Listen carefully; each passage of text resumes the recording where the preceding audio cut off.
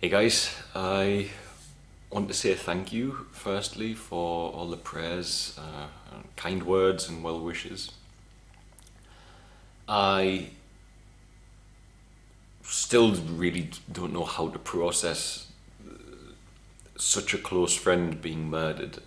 I just don't know if there's a way to ever process it, to be honest. It just doesn't feel like something real. You always think of murders as something so far away. You hear these stories and you kind of distance yourself from the news stories and you just think, oh, it'll never happen to anyone around me. And it did.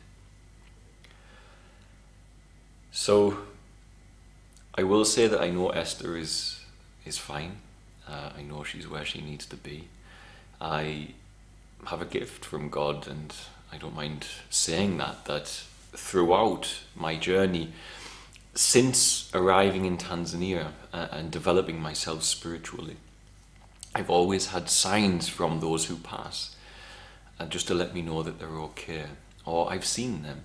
And it's not that I see them in my imagination, it's very different. You see them in your mind's eye, but this reality severs in a way. It's there, but this reality is still, and nothing in it's relevant. And then this other realm within the vision of your mind takes over, and it's more vivid than any imagination, it's more vivid than a dream.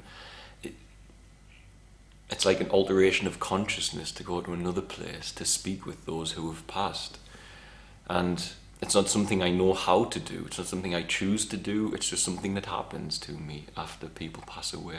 And I saw Esther a couple of days ago, and I can't explain it unless you experience this. It's not imagination, it's moving into a different realm of consciousness. So despite that, I was still feeling still am feeling a lot of pain, confusion, anger, somehow remorse for not being there, which is stupid.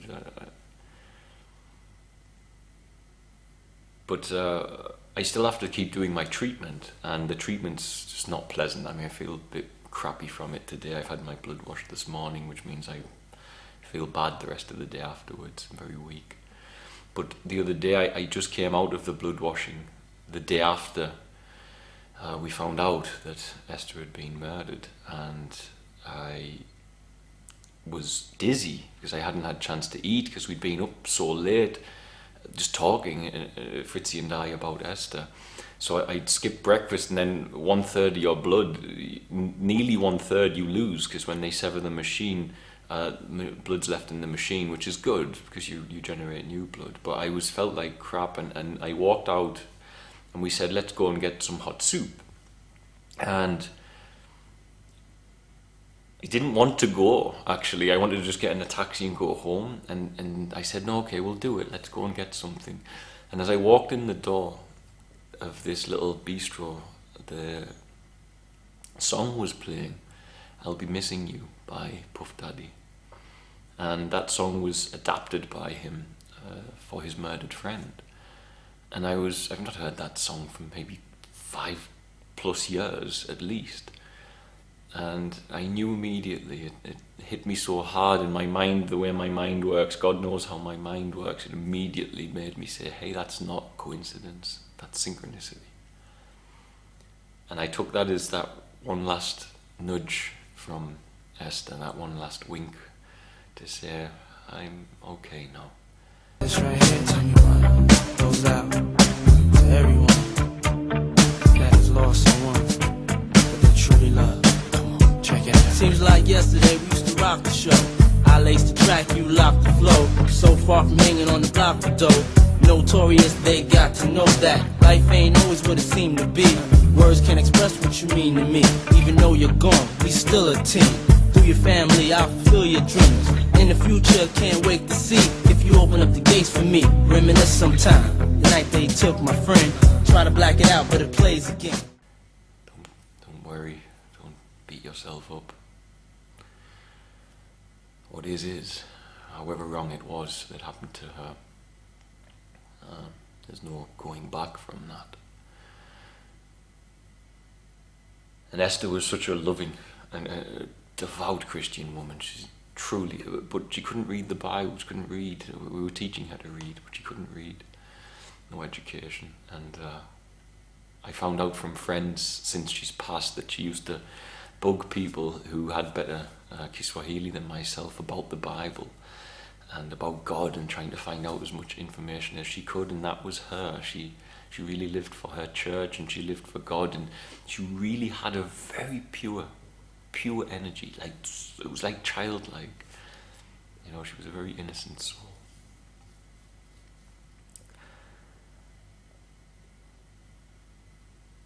But she's dead now, and instead of thinking about the way she died and worrying about her being scared and all of these things that were troubling me, when I saw her, then all that washed away, and I felt peace, because I knew that, you know, this fragment of her life where it ended in fear was just a fragment compared to all the joy she shared other 34 years on this planet.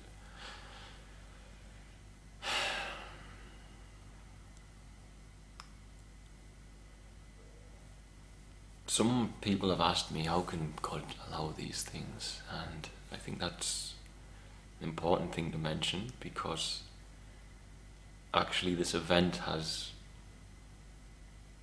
made me realize, you know, I stopped making my spiritual videos as much. I stopped talking about God as much, and that was purely because I was having my own time of learning with my relationship with God, and my own time of realization.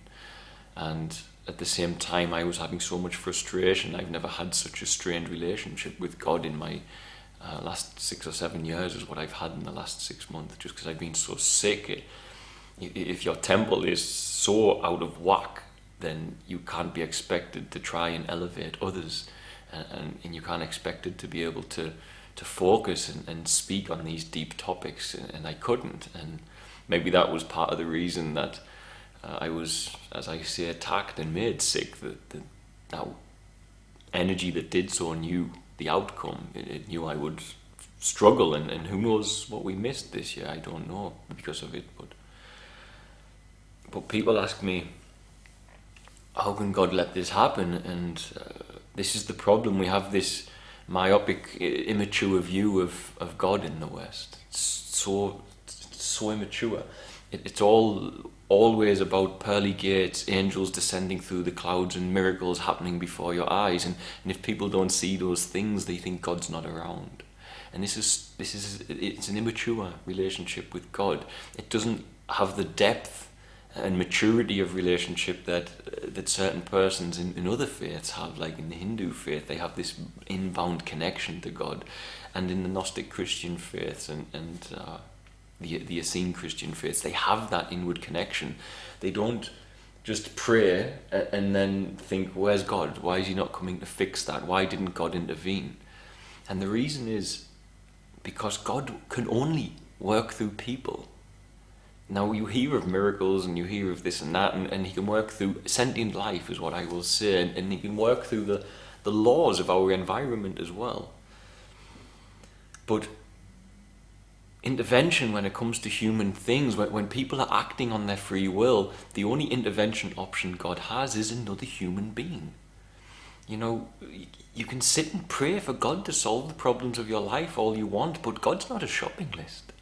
And unless you're willing to let him embody you, unless you're willing to let him work through you, truly be his hands and feet, then all of us are going to live on a world where this stuff happens. Now, I'm not saying this stuff can ever be eradicated, because it would seem that this negative energy is always going to try and force people to act upon the animal nature of the human primate rather than the human being we've developed to become. And those aggressive impulses belong in the jungle. They don't belong in society. And this is what I keep getting at with the demiurge, is Jesus said it, God's not the God of this world. That means the creator of this world was not God. It was not. And that's why the rules of this world are so unjust at times. And that's why the natural animal human is not something worth worshipping or adoring like the elitists do in their societies, etc. Because who wants to act on the physical impulses of their five senses when they can dominate them and act on something permanent of the soul? Now, I'm not saying, no, I am going to say it. I think if more people were in line with what God instructed, and more people would allow themselves to be still and to be silent and to stop thinking, then they would be here in the present moment enough for God to work through them. And instead of all these people kneeling and saying, I need this, I need that, I need this, I need that, when they're praying to God, it's always a shopping list of stuff for Him to sort out. Why don't they pray like someone like myself who says, give me the strength to fix this problem? And that's the problem in the West with our relationship with God. We don't ask God to empower us to solve it. We hand it over to Him and say, you solve it. And He doesn't. He does not come and solve it. People solve it. He might work through people. Like if I've had problems with the charity, He'll send amazing souls to us from all different faiths all over the world, and they are answers to prayers. Even when I don't put it in public and I pray, they come. These people come from all different walks of life and backgrounds. Some are even atheists, and that beautiful loving energy that is God can work through every human being so long as they're not thinking about themselves too much, which everybody does. Everybody, I'm included. I'm not saying I'm not, but the important thing is that we work at letting go of what we call myself, letting go of ourselves. And we limit ourselves because we're always thinking with words. You know, not a lot of people know chimpanzees have better memories than human beings.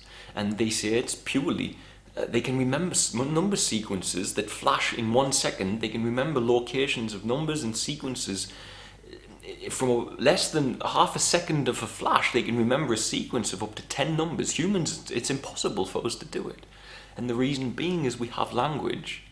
We have language. Now that's important because we're the only being we know of who can communicate about the past and the future and prepare for our loved ones and little ones to have a good future and survive. And that's why our species is so powerful. But at the same time, we see that they're more functional in the present moment. They have a better memory because they don't have that linear language. Now, this leads me back to what I was about to say, is I feel now a need, again, because if more people knew the anatomy of a human body, the anatomy of prayer in a human body, the Christ within, the chrism, the iktos, the Christ seed, the sacred secretion.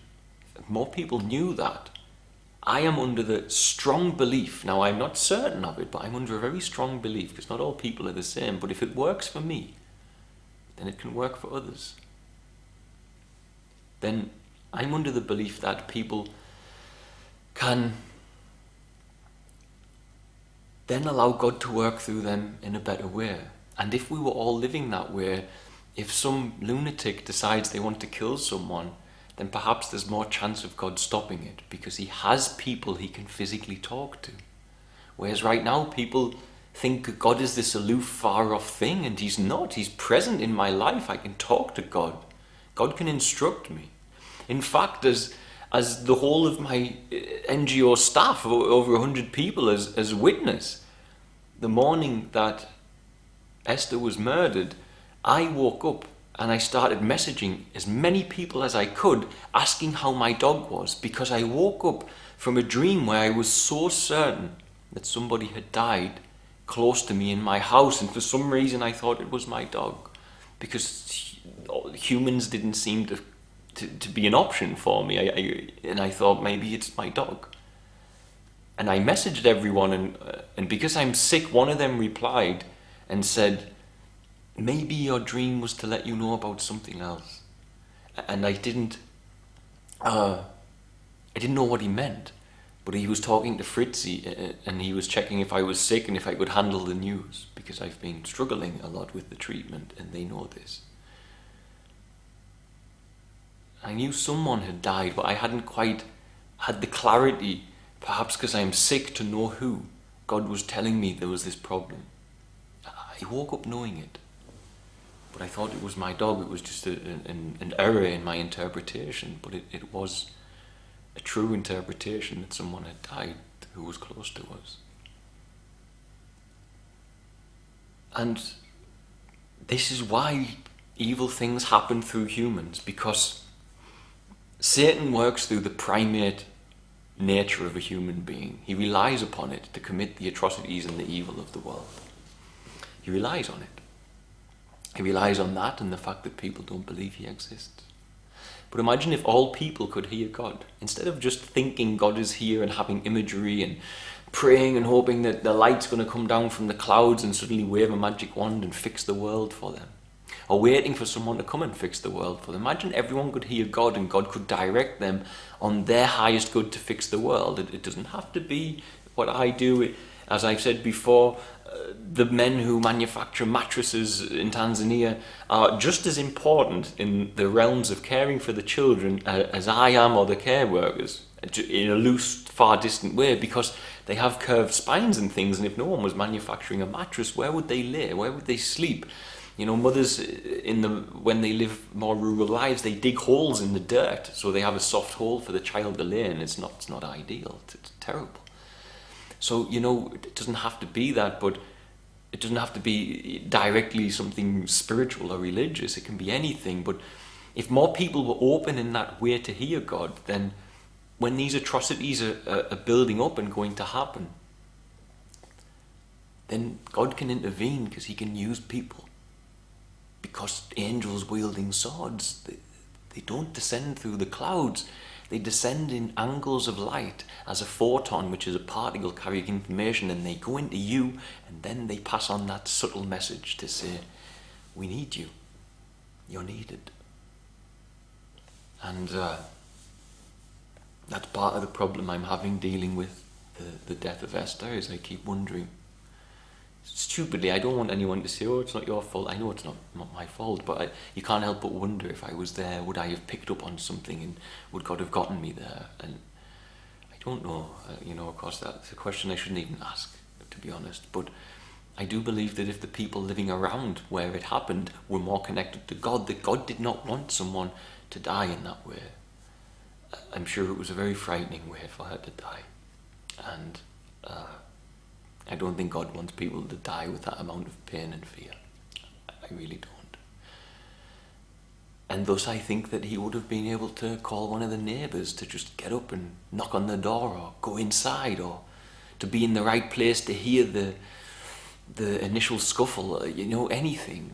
But God doesn't have many people to work through, because people are too busy thinking about themselves and the story of themselves to hear God. And so I feel now a bit of a passion, for all I'm sick, to start sharing this information again and showing people how it is, what works for me. And for others, other things work. But for me, the only way I found Christ and started living as Jesus Christ asked us to live, started to be compassionate as the Buddha asked us to be, started to be in union with God and loving to one another and my neighbours as Krishna instructed. The only way I could do it is with the anatomy of prayer, and with that understanding the sacred secretion, and how that washes away all the negative energies that attach to you. Doesn't matter how infested with demons you are, if you can preserve the Christ within you at that correct time, then you're going to sever their connection to you, because they can't stand the light that you hold. They can't stand the vibration. Their vibration's like this, and when you activate the Christ seed, it's like this, and they can't get in there. And that's the problem. People's vibrations are like this. They're not like this, and angels work on that vibration, that frequency. And we must come close to it. We must come close to it. We must not identify fully with the fleshly body, for it vibrates in that lower realm. And that's okay. It's not a bad thing. But if you want to reach the other realm, someone needs to teach the skill of reaching there. And most Christians are not fasting. Fasting's an automatic passport to that place, but they don't fast. Christians are lazy like that. There's not many Christians I know who are Christian. I'm not abusing anyone or saying a bad thing, but a lot of people, they don't do it. And I think that's a key component. Because even if you don't meditate or everything, if you just fast, your vibration will raise. And God will stand a chance at directing you. Esther fasted regularly. But love is blind, I guess. Love is blind. And the very same man I moved her into Feather's Tail to protect her from is the one that she visited that night and subsequently lost her life because of it.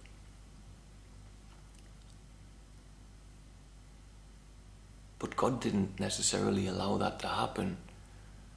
God was probably stood shaking his head because he couldn't stop it, because he had no one. He had no hands and feet to work through, whereas Satan has plenty. And if you don't think Satan has plenty, just go look at the bars.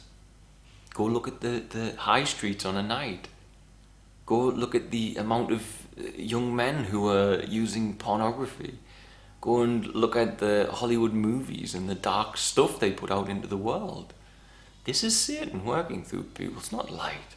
And people in this world have this stupid view that, good and evil doesn't exist. Well, if you're a primate, yeah, good and evil doesn't exist. But if you're a human being and a true man and a true woman, if you are developed and you're evolved, then yes, of course there is good and evil. Of course there is. And nature can't comprehend it. But I'm not an animal in the forest. And I'm happy to have the knowledge. I'm happy that we have that knowledge of good and evil. Because imagine a world where we didn't know it. Imagine a world like it was in Tanzania before the settlers came and the missionaries. They were eating the firstborn baby of marriages in some tribes. I mean, you can say, well, to them it wasn't evil because they didn't know that it was wrong. And that's true, but that's the behavior of an animal. We're human beings, we can determine that's wrong. It's not okay because the baby's going to suffer. And the mother is going to be scarred. And that's why, ultimately as well, I was wanting to say I'm going to start making the videos again. I'm going to start showing everyone that every religion has this code. Because it does, and it starts with Samaria. So I'll do a video soon about the descent of Inanna, one of the earliest writings on the planet, discovered in Samaria or Iraq, Mesopotamia area, and show how that influenced everything of the Christian faith, the Muslim faith, the Buddhist faith, the Hindu faith. And I only want to show it under the belief that if people would learn the anatomy of prayer and see it as a necessity, then God will have more people to work through. And then so many people won't have to deal with the response of their emotions when it comes to something like a murder. Because hopefully, if people hear God, then when someone is not hearing God, they'll actually reach in and look into that person's heart and try to heal them before they do something bad.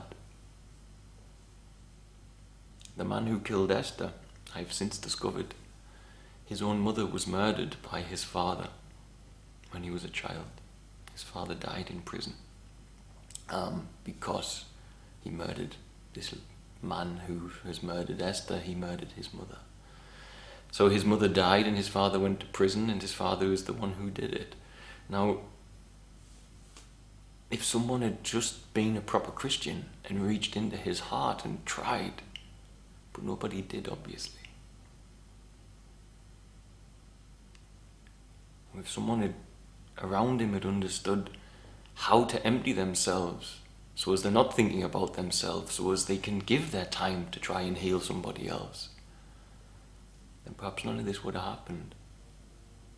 And it's my belief that the information about the anatomy of prayer is useful in people attaining that. It's useful in people being able to hear God. And I can only say that because it's worked for me. and it's worked for many others around me. So I will start again, as energy allows, making my spiritual videos and speaking my truth, purely because I believe the world needs it. Because we need a world that's spiritually developed. Because believe me, you don't want a world where your friends are being killed by other people. Because eventually it'll make us all dark, just like it once was. So, right. I love you all, and I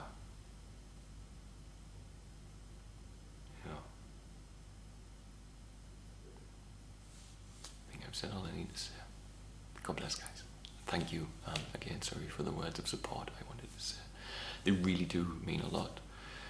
For myself, just quickly, making videos has become somehow an outlet, and it's a big part of my life, talking to this camera. Even before I met my wife, before I met Fritzi, I would use the camera as a kind of therapy. I've got so much footage I've never uploaded where I was alone in Tanzania and struggling, and I defended the camera. And somehow familiarity brings comfort to us humans, and I find making a video familiar, and it really feels comforting to put things out into the world and put truth out into the world. But then to have the world respond to you with such love is it's something I really hope I never am without in my life, because I adore it. I love to be able to be in the middle of the better side of humanity as we are. It's a privilege to have that amount of love, and to be able to wake up and to read such heartfelt, loving comments or watch heartfelt, loving videos. It just makes everything that little bit easier, what we're doing in Tanzania. It's no secret to any of you that the trauma, the problems we face, and the trauma of it is relentless, and it's nice to know you're supported. That's all I'm going to say. So, right, I've covered everything anyway. Yeah, I'm heading to England soon to see my family, because they've never met Aslan. So I'll be doing some videos out in nature where I belong, because I'm stuck in the city here. So look forward to that. Right, I love you all. God bless, guys. Bye.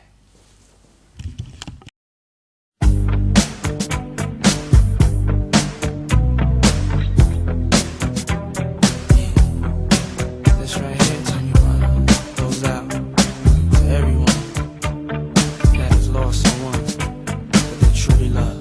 Come on, check it out. Seems like yesterday we used to rock the show. I laced the track, you locked the flow. So far from hanging on the block for dough. Notorious, they got to know that life ain't always what it seemed to be. Words can't express what you mean to me. Even though you're gone, we still a team. Through your family, I'll fulfill your dreams. In the future, can't wait to see if you open up the gates for me. Reminisce sometime, the night they took my friend. Try to black it out, but it plays again. When it's real, feeling's hard to conceal. Can't imagine all the pain I feel. Give anything to hear half your breath. I know you're still living your life after death.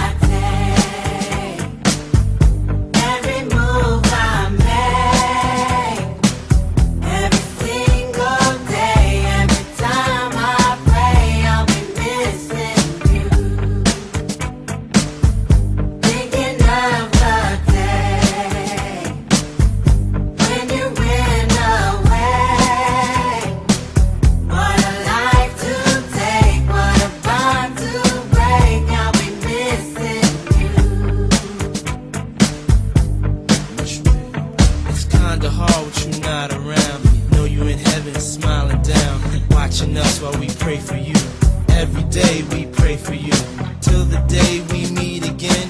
In my heart is where I keep you, friend. Memories give me the strength I need to proceed. Strength I need to believe. My thoughts big, I just can't define. Wish I could turn back the hands of time. Us in the six, shop for new clothes and kicks. You and me taking flicks, making hits, stages they receive you on. Still can't believe you're gone. Give anything to hear half your breath. I know you're still living your life after death.